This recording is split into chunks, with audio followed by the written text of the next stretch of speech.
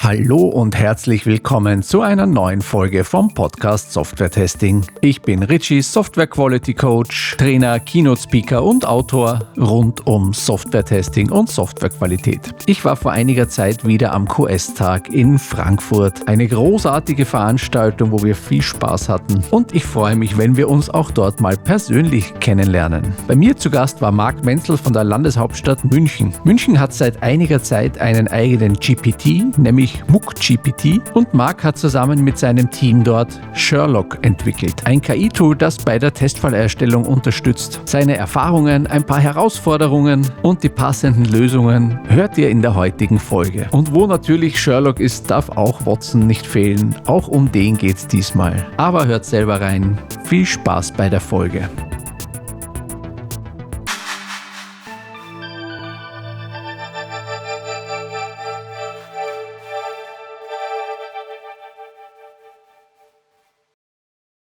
Hallo Marc, schön, dass du da bist. Vielen Dank, dass ich da sein darf. Freut mich sehr. Ja, ich freue mich auch total. Zum einen, weil du ein spannendes Thema mitgebracht hast. Und zwar, wir haben schon ein schönes Vorgespräch auch geführt vor der Konferenz. Und jetzt hast du deinen Vortrag auch schon hinter dir. Hast du schon geschafft. Und ja, wir sind ja hier im QS-Tag 2025 hier in Frankfurt. Tolle Konferenz wie immer. Tag 1, gerade so voll am Laufen. Und ja, jetzt bist du hier mit einem total coolen Thema, weil ihr habt, du arbeitest ja in der Landeshauptstadt München. Da kann man jetzt sagen, ja, das ist jetzt wahrscheinlich gar nicht so innovativ, aber ihr habt einen eigenen GPT euch entwickelt. Genau so ist es. Also das war auch so ein bisschen das Ziel, also das so vorzustellen, dass also wir bei der Landeshauptstadt München natürlich auch innovative Ideen und Möglichkeiten einbringen. Und die Landeshauptstadt München war im April 2023 schon relativ schnell dabei, dass wir unseren eigenen MuckGPT, heißt er, also einen Abzug von ChatGPT, installiert haben und da dann auch schon, ich habe es in den Folien gezeigt, eine relativ große Akzeptanz findet in der Stadt München. Also wenn man die Grafiken ansieht, ich hätte ja auch geglaubt, ja, das nutzt dann nur das IT-Referat, aber so die letzten Zahlen von August zeigen, ja, das Sozialreferat ist also sehr vorne dabei und dann das Baureferat und auch das Referat für Bildung und Sport. Und da sieht man, auch wie ich in meinem Vortrag gesagt habe, also KI ist also gekommen, um zu bleiben. Also wir werden da nicht drum herum kommen und es findet halt eben auch Nutzung und Anwendung in der Stadt. Ich meine, das ist ja super, dass das quasi auch recht so flächendeckend genutzt wird und auch so angenommen wird, ne? Weil das zeigt ja auch, dass da irgendwo ein Nutzen drinnen steckt, dass man da wirklich Informationen rauskriegt, die man einfach auch für die tägliche Arbeit verwenden kann. Ne? Ja, also ich denke gerade so die Basisfunktionen, die es zu Beginn gegeben hat, waren ja so, dass man ein Brainstorming machen kann, Texte zusammenfassen kann, aber auch, ich meine, gerade für eine öffentliche Verwaltung sind ja dann so Features hinzugekommen, wie Texte in einfacher Sprache rauszugeben. Ja, das ist ja auch ganz wichtig. Aber es wird anscheinend auch sehr viel genutzt, also zum Formulieren und auch um Dinge zu prüfen oder so etwas, ja. Und daher sieht man das, also, weil jedes Referat hat ja unterschiedliche Anforderungen. Also ein Baureferat, welches sehr viel mit GIS-Systemen, also geografische Informationssysteme arbeitet, hat andere Anforderungen als ein Sozialreferat, welches halt jetzt gesetzliche Regelungen umsetzt. Ja, ist klar. So, und ihr habt da noch eins draufgesetzt, weil wir sind ja hier im Testing-Podcast. Genau. Da, wir wollen das auch im Test nutzen.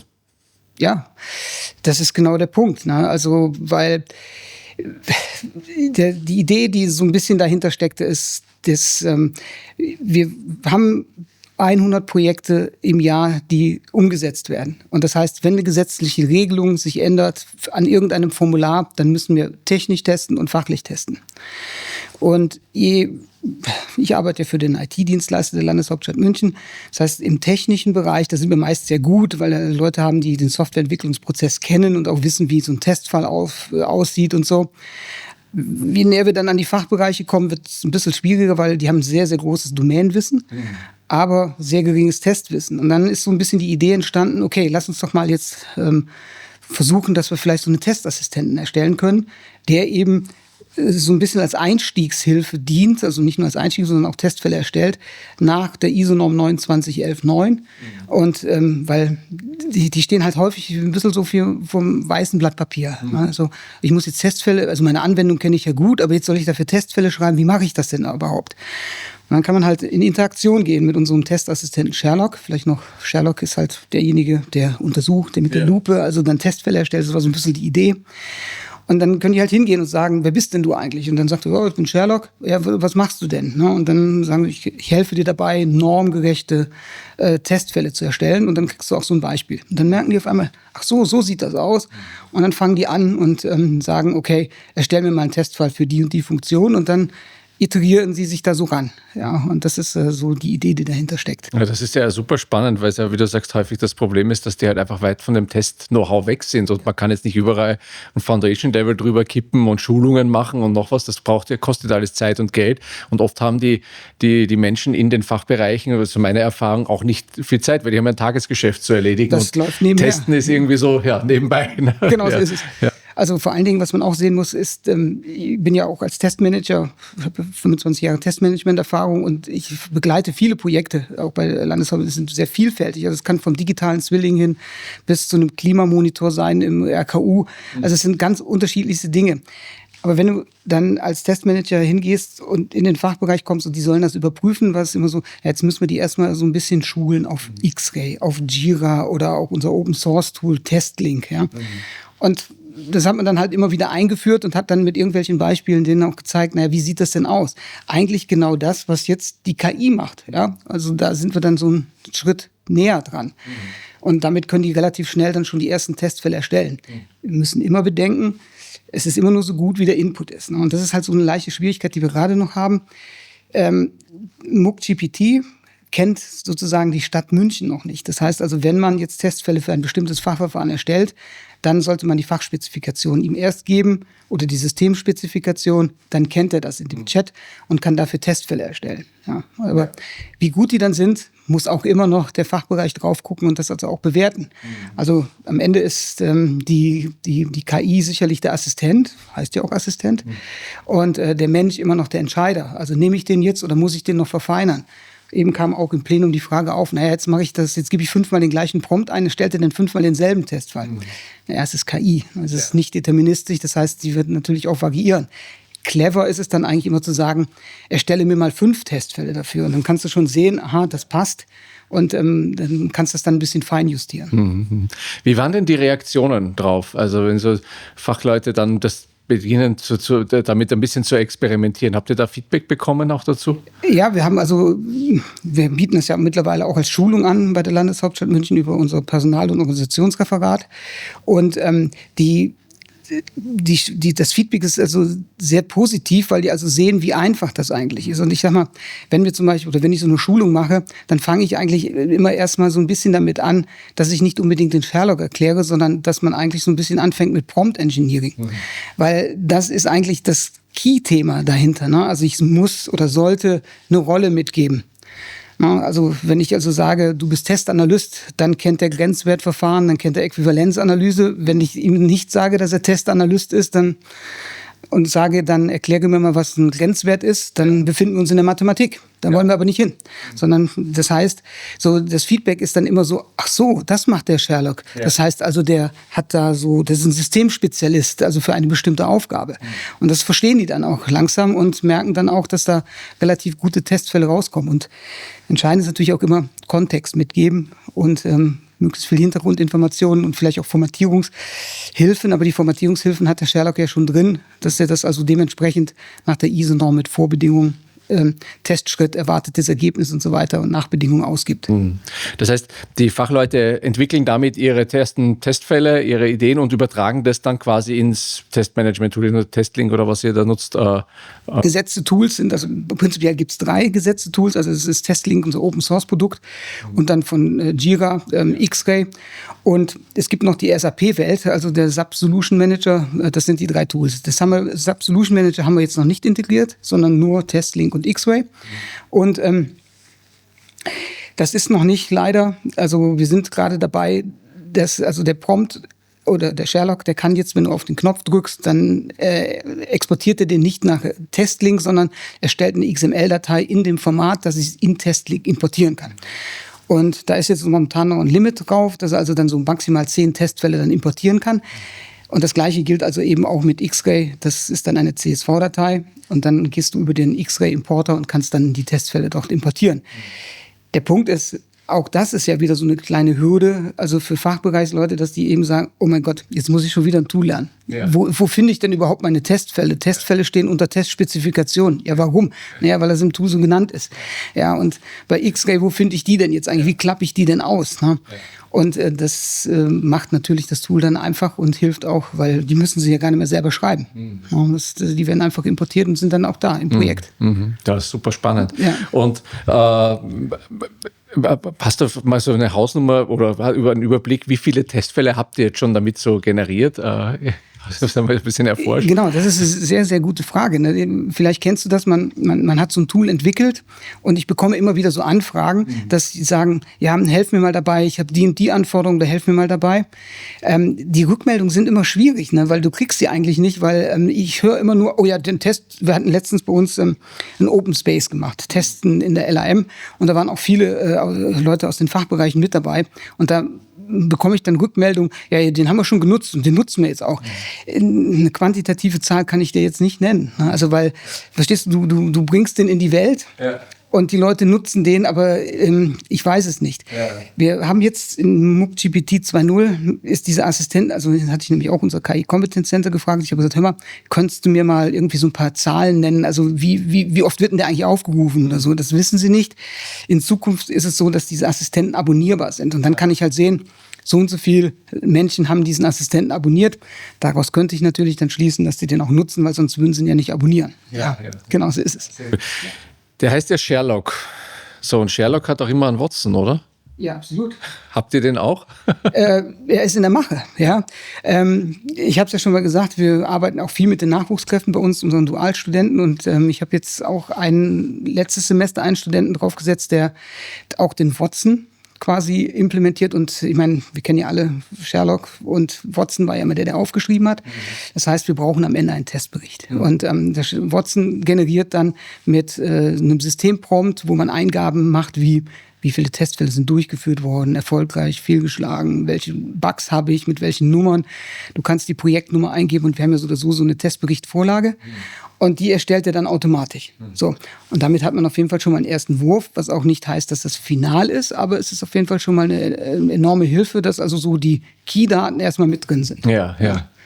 Genau, ja, super. Das ist die Idee, deshalb Watson. Genau, ja, passt ja einfach sehr gut. Ja.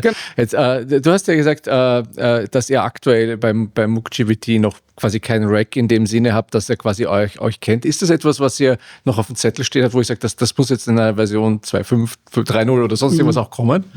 Ja, das muss auf jeden Fall kommen, weil nicht nur wir jetzt vom Testbereich haben natürlich ein Interesse daran, sondern eigentlich hat ja jeder Fachbereich Interesse daran, dass er seine Daten oder die Daten hochladen kann. Also was jetzt Fachkonzepte, Systemspezifikationen angeht oder auch User Stories oder ich meine, die kann ich jetzt einfach reinpasten, das war alles ein bisschen unschön. Und das ist geplant, also dass man also dahin einen Rack anschließt, wo man dann eben auch interne Seiten mit anschließen kann. Dass man sagt, in unserem Intranet haben wir auch viele Informationen liegen, dass die eben auch abgefragt werden können. Aber momentan ist es einfach so, dass halt, wenn ich ihn nach der Organisationsstruktur der Landeshauptstadt München frage, dann kriege ich da irgendwas, aber nicht, was der Wahrheit entspricht. Irgendwas erfindet er schon. Genau so ist es. Ja, gute Frage. Das ist schön, dass du mir das fragst. Ich habe hier schon was vorbereitet. Soll ich dir das noch grafisch irgendwie bla bla bla? Genau. Ja, wir kennen es ja alle. Da muss man schon immer schauen, was rauskommt. Aber das ist jetzt in der Mache und aber momentan die wichtigsten und neuesten Funktionen, die jetzt wirklich so kommen, ist eigentlich, dass die im Moment müssen Anpassungen an dem Assistenten immer noch von den Entwicklern vom Competence Center KI gemacht werden. Das wird in Zukunft anders sein. Da kann ich einen Assistenten, da bin ich der Owner. Es gibt jetzt so ein Rolle- und Rechtensystem. Da bin ich der Owner des Assistenten und kann dann auch den Systemprompt ändern. Ich kann die Beispielantworten ändern. Also da kann ich also viel, viel mehr Einstellungen machen. Oder auch wenn ich Rückmeldungen bekomme, sag mal, das hat bei mir aber nicht funktioniert, dann muss ich nicht wieder zu den Entwicklern gehen, sondern kann das also dann auch selber ändern. Also das ist jetzt gut, das ist schon mal viel wert. Ne? Genau, das ist viel. Ja, es ist zum einen entlastet es natürlich das KI-Center. Und zum anderen ist es einfach so, dass ich, also wenn ich was erkenne oder wenn wir neue Funktionalitäten einbauen, ich kann die halt selber einbauen. Auf jeden Fall, ja. Das punktuell kommt auch Feedback von den Fachleuten. Kommen da auch Wünsche auf dich zu, wo man sagt, ach, ich habe das jetzt ausprobiert, habe tolle Testfälle, aber ich hätte gern noch dies oder jenes dabei? Ja, also die erste Iteration war ja zum Beispiel die, dass wir erstmal damit angefangen haben und dann haben wir gesagt, naja, das freust du dich ja dann auch und sagst so, ich habe das jetzt so eingestellt, dass also da ein Testfall rauskommt, der ISO-Norm entspricht, dem ISTQB entspricht und so. Und dann hast du halt einen Testfall. Und die sagen irgendwie, ja, ich habe jetzt gern 10. Ja, okay, weil für einen selber sagst du, das läuft doch jetzt. Ne? Ja. Da hast du die Perspektive vom Fachbereich, der sagt, naja, will ich mit einem Testfall, ich brauche eigentlich 10. Ja, okay, dann haben wir das also auch so eingestellt, dass du also jetzt maximal 10 Testfälle importieren kannst. Warum 10? Je nach Modell, das du verwendest, ob es jetzt GPT Mini oder 4.0 Mini oder GPT 4.0 ist, hast du halt eine maximale Token-Ausgangslänge. Und irgendwann schneidet der halt ab. Und das ist zum Beispiel, wir haben bei uns ein Projekt, das Rathaus-Informationssystem. Und was ist das Rathaus-Informationssystem? Wenn der Stadtrat in München tagt und es werden Beschlüsse gefasst, dann wird das niedergeschrieben und wird dann veröffentlicht. Das muss aber vorher einer prüfen. Und die sind vorher immer hingegangen und haben das dann sozusagen kopiert und dann in Testlink irgendwie reingemacht. Und jetzt machen sie es halt auch mit MOOC-GPT oder auch mit Sherlock. Aber es ist halt die Tokenlänge, ne, die dann also da, das sind also so Wünsche, die da auf einen zukommen. Oder ein anderer Wunsch, der gekommen ist, was auch bei gerade Fachbereichsmitarbeitern immer ein bisschen Schmerz verursacht, ist Erstellen von Fehlerreports. Ja, weil okay, jetzt muss ich das in Jira machen, dann muss ich da den Tickettyp Fehler und dann wissen die auch nicht, wie man das ausfüllt. Also ich denke, da dann zu sagen, okay, sag mir, was der Fehler ist, wir mappen das zu und du kannst es dann importieren, auch in Mantis oder in X-Ray. Also das sind so Wünsche, die jetzt in letzter Zeit auf uns zugekommen sind. Und ich hatte es eben im Vortrag auch schon genannt, wir haben auch relativ viele Testfälle, viele Projekte und es wäre schön, so einen Chatbot zu haben, der also quasi einen Review-Prozess simuliert mit einem Testarchitekten, mit einem Softwareentwickler, mit einem Tester und dann sagt, okay, heute nehmen wir uns die Testfälle XYZ vor und der protokolliert das dann alles mit und sagt dann, okay, auf den und den Gründen sind wir jetzt zum Schluss gekommen, dass wir die und die Testfälle nicht mehr ausführen. Also das sind auch so Punkte, die an uns herangetragen werden. Also das Feld ist groß und Ideen haben die Leute auch genug. Ja, das ist ja schön. Das zeigt ja auch, dass sich die Menschen damit beschäftigen, ne? Und dass es auch für die auch wichtig ist und auch eine Hilfe ist. Ne? Und ich finde das echt, also muss ich nochmal den Bogen zum Anfang, ich finde das toll, dass ihr als eine Verwaltungseinrichtung da auch so viel Innovationskraft reinsteckt und so viel Energie da reinsteckt. Das ist ja nicht immer so. Ja, das liegt auch, das steht und fällt vermutlich auch immer mit den Menschen, die da so tätig sind. Und ich versuche natürlich auch immer die Nähe jetzt auch mit unseren Nachwuchskräften da zu finden, die also dann irgendwann ihre Abschlussarbeit schreiben müssen und sagt dann, pass mal auf, das ist ein tolles Thema, mach das doch. Und dann schreiben wir das da irgendwie zusammen und ich unterstütze die dann auch. Und das ist natürlich dann auch immer was viel Spaß macht und auch viel, wie mit der Keynote heute, was auch einen Mehrwert für die Stadt bietet. Ja. Und das ist ja eigentlich das Wichtigste an der ganzen Geschichte. Man muss es jetzt nicht nur machen, weil es irgendwie toll ist und innovativ, sondern es soll einen Mehrwert bieten. Und ich glaube, das tut's auch. Und ich freue mich, also, dass das auch so gesehen wird. Ja. Also, dass die Leute sagen, oh, das macht da ganz innovative Sachen. Und ich meine, Enabler ist MOOC-GPT. Wären die 23 nicht hingegangen und hätten gesagt, na, dem Trend, da springen wir jetzt nicht auf, dann wird es das auch alles nicht geben. Ne? Und mit dem KI-Kompetenzcenter ist es halt so, da haben wir halt auch junge Menschen, innovative Leute, die dann irgendwo sagen, ich möchte da was vorantreiben mit neuen Technologien. Und das macht auch Spaß, ja. Und das ist also auch schön. Also ich glaube, die Verwaltung ist nicht ganz so verstaubt. Ja. Nee, ich glaube, das ist so ist ein bisschen ein Vorurteil, was man häufig hat. Ne? Und das ist schon mal Beispiele zu sehen, wo man wirklich sieht, das ist ganz und gar nicht so. Ne? Genau, also das ist schon ein innovatives Umfeld. Ja. Sehr schön, Marc. Du, vielen lieben Dank, dass du hier warst und mal so Rede und Antwort und das mal präsentiert hast hier im Podcast. Ich glaube, das ist echt spannend. Wir packen deine Daten ja auch in die Shownotes rein. Da wird vielleicht die eine oder andere Rückfrage auch an dich kommen. Ja. Und ich bin ja gespannt. Ihr habt ja jetzt dann Sherlock, Watson und vielleicht braucht ihr auch mal einen Moriarty. Ja. Wer weiß, genau, was da noch kommt. Genau, super. Ich danke dir schön, dass du da warst und wünsche dir noch eine schöne Konferenz. Ne? Danke, dir auch. Vielen Dank. Danke.